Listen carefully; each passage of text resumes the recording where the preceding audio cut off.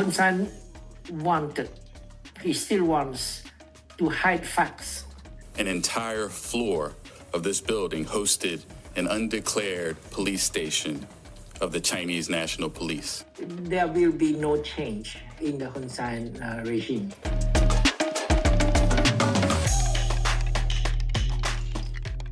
He's one of Cambodia's most enduring and few opposition leaders. Sam Rainsy, the president of the Cambodian National Rescue Party, swung through Washington recently to push for new legislation to counter the repressive tactics of Prime Minister Hun Sen's regime. In fact, it's virtually impossible to talk about Sam Rainsy's role in Cambodian politics for the past 3 decades without talking about Hun Sen. In office for 38 years, he's the world's 6th longest-serving ruler. To many, he's also a dictator and a thug.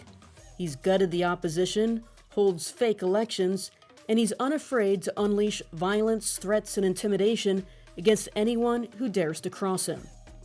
On top of that, it looks like Hun Sen is copying some moves out of Beijing's playbook. Welcome to Episode 8 of Who Killed Haing Noor? This is a real-time and crowdsourced podcast in which we examine lingering questions about the murder of Dr. Haing S. Noor, as well as issues connected to his legacy. Dr. Noor, of course, was a survivor of the Khmer Rouge killing fields and went on to star in the groundbreaking film of the same name. He was an outspoken supporter of the Cambodian people and not shy about criticizing anyone he thought was doing them wrong.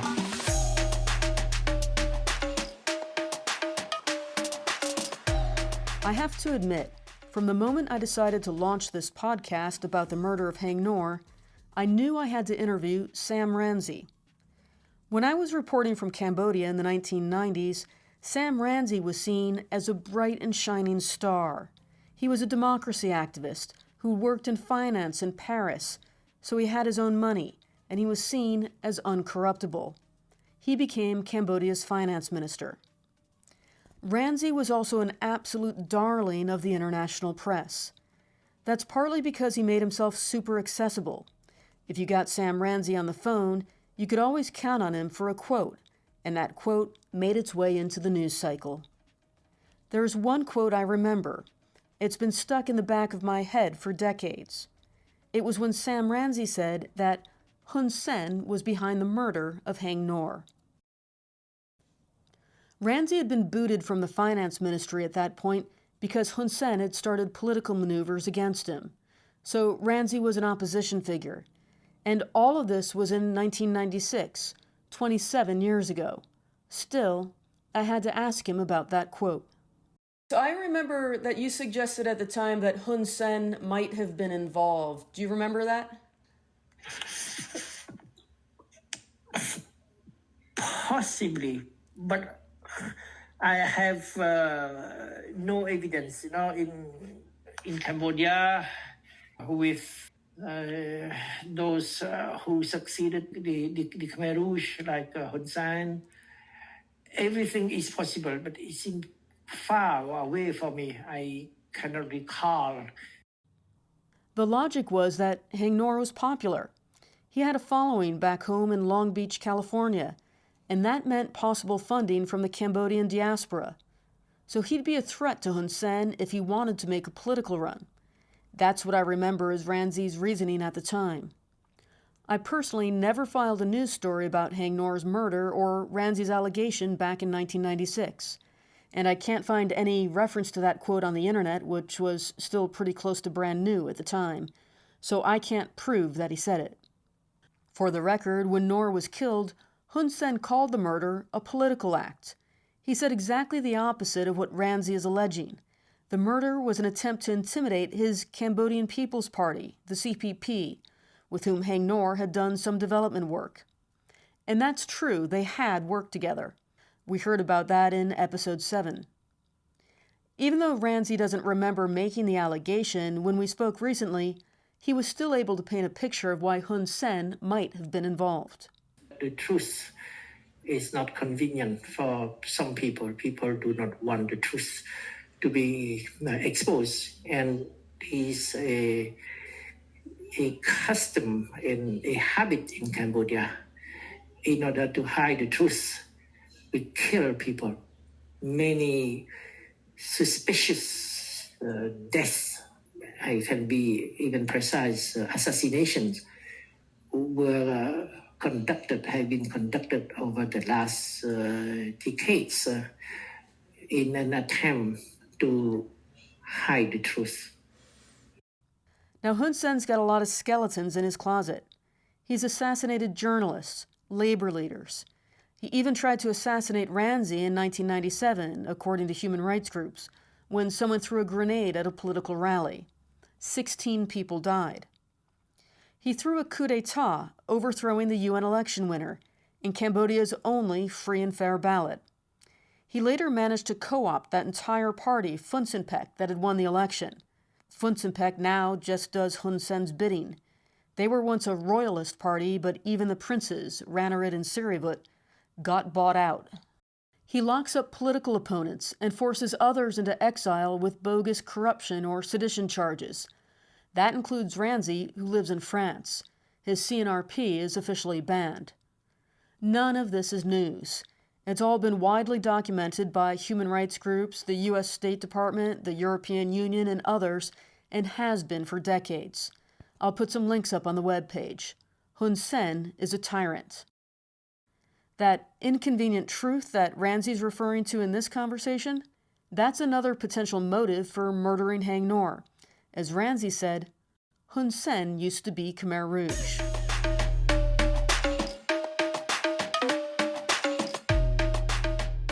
Hang Nor and the man he played, Dith Pran, are arguably the world's two most famous survivors of the Khmer Rouge.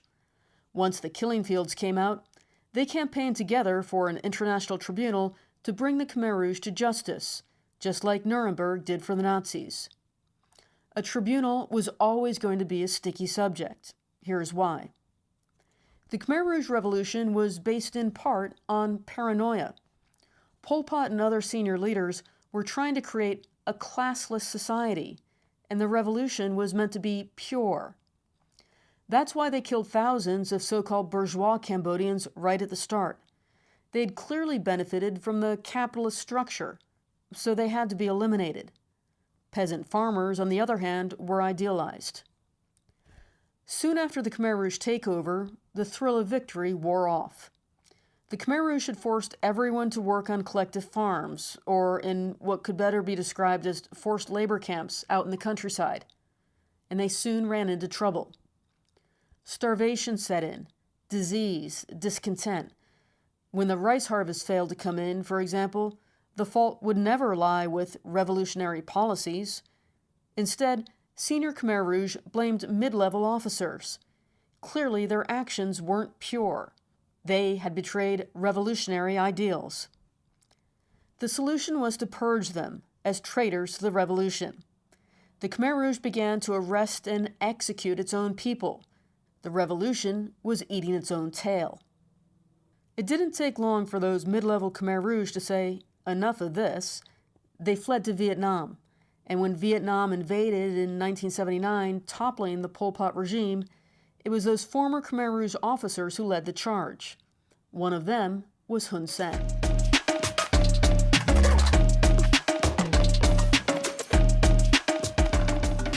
Hun Sen immediately took up top positions in Cambodia's new government, the one installed by Vietnam. At just 26 years old, he was the world's youngest foreign minister, before becoming prime minister in 1985. Hun Sen never wanted there to be a Khmer Rouge tribunal. He always massaged the message about his Khmer Rouge past.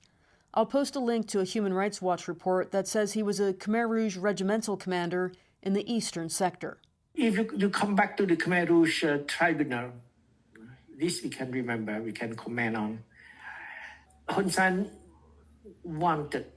he still wants to hide facts.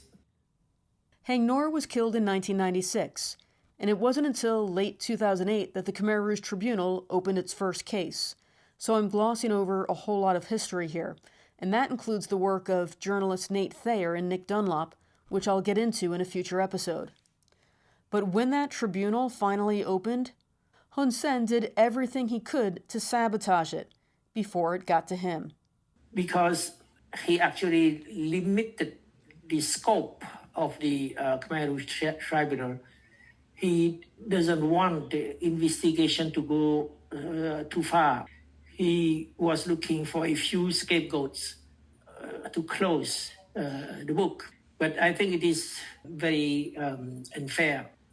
If the Khmer Rouge Tribunal did its work properly, we would better understand how the Khmer Rouge system worked and who played what role in the system. And then we would see that the responsibility for the mass killings is shared among many people, including those who are in power in Cambodia now. Hun Sen is still playing power games. Two men living in New York City have been charged with conspiring to act as agents of the Chinese government. So two men were taken into custody by the FBI, accused of setting up a secret and illegal police station here in New York City tonight. The FBI busting what they say was a secret police station here in New York, run by the Chinese government, who they were monitoring. 2 miles from our office, just across the Brooklyn Bridge, this nondescript office building in the heart of bustling Chinatown in Lower Manhattan has a dark secret. Until several months ago, an entire floor of this building hosted an undeclared police station of the Chinese National Police. That last voice is Breon Peace, speaking at a press conference on April 17 of this year. He's the United States Attorney for the Eastern District of New York. The secret police station appears to have had a more sinister use. On at least one occasion, an official with the Chinese National Police directed one of the defendants, a U.S. citizen who worked at the secret police station, to help locate a pro-democracy activist of Chinese descent living in California. In other words, the Chinese National Police appear to have been using the station to track a U.S. resident on U.S. soil. In short, China is sending its henchmen to go after the Chinese diaspora living in the U.S. Beijing is targeting activists from the minority Uyghur and Tibetan communities, democracy activists from Hong Kong, and others. This is transnational crime. Now, Hun Sen is copying those tactics. That's what Ramsey was just in Washington to discuss with lawmakers. Hun Sen has sent agents from Cambodia and has built a network with his supporters in the U.S. to threaten the Cambodian community in the U.S. Those American of Cambodian descent, when they speak up their mind, when they criticize the Hun Sen regime, they got threatened by Hun Sen's agents operating in the U.S. And Hun Sen himself threatened families of the people who criticize him from abroad. Hun Sen threatened to retaliate. The level to which China, Cambodia, and I'm sure we can throw in Iran and the Saudis, are conducting surveillance on U.S. soil, that's increasingly intense. So much so that a bipartisan group of U.S. senators introduced the Transnational Repression Policy Act in March 2023. It calls for the U.S. intelligence community to identify the perpetrators of transnational repression. It sets up a tip line for at-risk communities to complain directly to the Department of Homeland Security about harassment. Ultimately, the U.S. president could impose sanctions on offending governments. I personally think that the transnational repression that we're hearing about now is just the tip of the iceberg. There's one thing Sam Ramsey and Hun Sen have in common.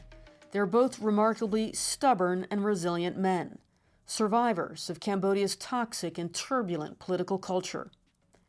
Unfortunately, for anyone interested in democracy and the rule of law, Hun Sen is clearly winning. Parliamentary elections to take place in July are widely expected to be a complete farce.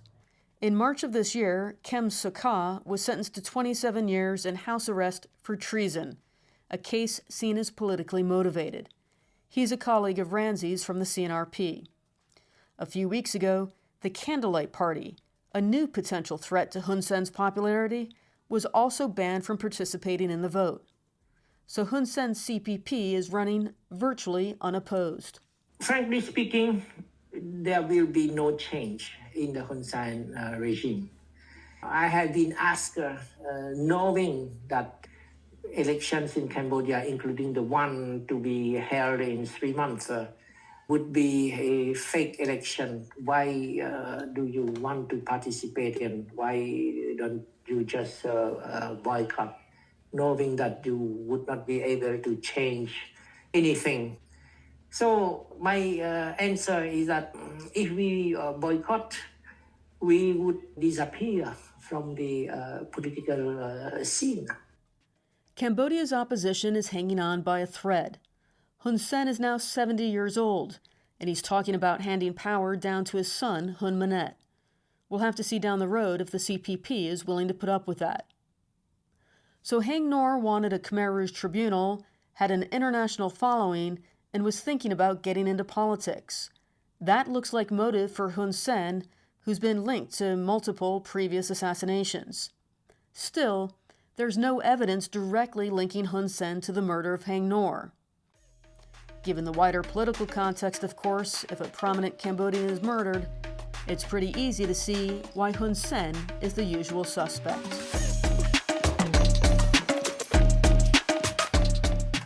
Sam Ranzi is not the only one who thought Hun Sen killed Heng Nor. This is a real inside baseball footnote for the aficionados that I'll include on the webpage. The mysterious Rumrit clearly thought Hun Sen was behind the killing as well. Just who is Rumrit? That's a pen name for another senior figure. Check the webpage out. So here we are. We're beginning to get a more rounded anecdotal picture of Heng Nor and the circumstances he found himself in Cambodia. In episode 7, we learned that Dr. Nor's feud with orphanage director Naomi Bronstein left him with financial issues that dragged on between 1993 and 1995. Sam Ranzi paints a picture of Hun Sen as a violent despot, but we also know that Nor collaborated with Hun Sen to do some development work in roughly that same time period. Amelia Casella described Heng Nor as plainly dressed, but a passionate, purposeful guy. He indirectly referenced his political aspirations to her without elaborating. In episode 1, Andy Pendleton also found Heng Nor to be a passionate, outspoken guy who vented at Cambodian leaders engaged in corruption. Andy saw Nor completely blinged out and running with what he thought looked like the wrong crowd. 2 months before his death in February 1996, Nor told creative partner Dave Walker that he was going to make a political run in Cambodia. So it appears Nor had real money problems and at the same time was getting ready to dive into politics. And then he was murdered. Thank you for listening. My name is MP Noonan. Remember, this is a crowdsourced podcast, an experiment I'm trying in journalism. If you knew Heng Nor personally and would like to contribute, even just an interesting anecdote, please get in touch. If you know any details about the murder that you think might be relevant, please get in touch. The best way to reach me is by email at whokilledhengnor@gmail.com. Hang is Haing and Nor is Ngor. Thank you again.